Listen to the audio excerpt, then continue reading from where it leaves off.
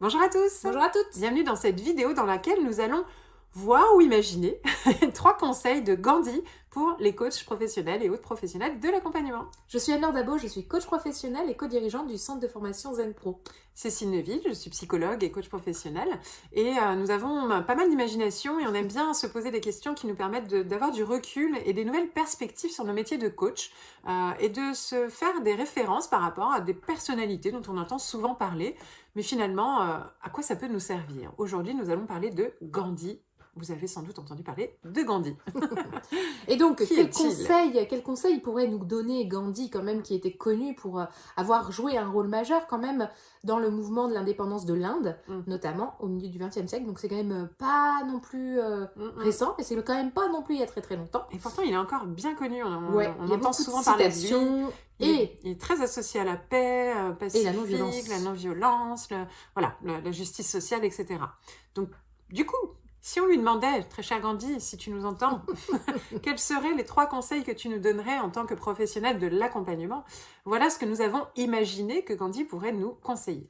En premier lieu, il pourrait juste déjà nous inviter à vraiment être dans le concept de cultiver la non-violence au sein de nos coachings et d'apporter aussi cette diffusion plus loin. C'est-à-dire que la personne que j'accompagne, déjà moi, à titre perso, j'emploie la non-violence, c'est déjà pas mal, mais en plus, je vais initier les personnes que j'accompagne à être dans cette non-violence. C'est ça, et donc en gros, c'est essayer d'éviter toute forme de conflit, de guerre, de tension, d'agressivité et de développer plutôt une écoute empathique, une compréhension mutuelle, beaucoup de bienveillance respective. Donc c'est vraiment, voilà, cultiver la non-violence en cabinet, mais aussi la personne dans sa vie au quotidien, l'aider à développer ces capacités-là. Il nous dirait également que soyez votre changement déjà, incarnez vos valeurs, incarnez les messages que vous délivrez également à titre professionnel. Moi, j'incarne mes valeurs, j'incarne qui je suis en tant que coach et je vais là aussi, c'est à tous les niveaux en fait. Je vais aider aussi les personnes que j'accompagne à être dans cette incarnation. On entend souvent cette citation de Gandhi, incarner, soyez le changement que vous voulez voir dans le monde. C'est vraiment aussi incarner nous-mêmes et aider nos patients, nos clients à incarner le monde que l'on aimerait voir. C'est soi-même, mais aussi le monde plus loin. Si vous êtes engagé d'un point de vue écologique, incarnez le monde que vous voulez voir sur l'écologie. Si vous êtes engagé sur un monde d'amour, incarnez cet amour. Enfin voilà, donc c'est incarner le monde que vous voulez voir devenir.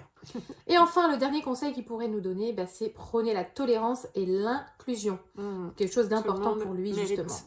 Il y a de la place pour tout le monde, tout le monde est complémentaire, tout le monde a quelque chose à apporter. Et donc que ce soit vous, déjà d'en prendre conscience que vous-même, voilà, vous faites partie d'un tout et que vous avez votre rôle et votre légitimité, mais aussi d'accompagner les personnes que vous accompagnez à se sentir incluses, être à leur place et à inclure les autres aussi et à ne pas avoir de discrimination, être tolérant sur les différences, acceptation de la différence. Personne n'est pareil, tout le monde est différent et c'est ok. On peut vivre en harmonie dans toutes ces différences-là. Voilà pour les 3 conseils qu'on a imaginé que Gandhi pourrait nous donner. Peut-être que ça vous donne d'autres idées, peut-être que vous connaissez mieux Gandhi encore et que vous avez eu des idées plus précises. N'hésitez pas à nous les mettre en commentaire si ça vous inspire des réflexions sur le sujet. Et si vous voulez aller un peu plus loin sur la réflexion sur le métier de coach, les postures, etc., au sein du réseau Zen Pro des coachs inspirants et épanouis sur Facebook, c'est un groupe gratuit, vous êtes le bienvenu, que vous soyez coach ou psy, thérapeute, etc. On échange, alors pas que sur Gandhi, mais sur nos métiers, nos compétences, notre posture, etc. Donc n'hésitez pas à nous y rejoindre. Mais surtout, suivez-nous, on est là tous les jours, donc n'hésitez pas. La petite cloche. Exactement. Likez, partagez, laissez un commentaire. À très bientôt. À bientôt. Et Zen Pro, c'est bien plus que ça. C'est aussi un centre de formation sur lequel vous allez pouvoir retrouver une formation pour devenir coach et encore d'autres des tas de formations pour découvrir des outils d'accompagnement. Des formations pour vous spécialiser en tant que coach pour enfants, pour ados ou pour parents. Et puis aussi des outils comme la PNL, l'analyse transactionnelle ou la psychologie positive qui est notre spécialité. Mais déjà, nous sommes heureuses de pouvoir vous offrir un échantillon. Une formation spécialement conçue pour vous, 3 outils d'intelligence émotionnelle à utiliser dans le cadre de vos accompagnements individuels ou de groupe que vous allez avoir offerts et à tester rien que pour vous. Vous allez pouvoir voir si du coup nos formations vous conviennent, si le format est adapté. Vous pouvez aussi venir renforcer votre réseau de professionnels au sein du groupe Facebook du réseau des coachs inspirants et épanouis. On vous dit à très bientôt. À bientôt.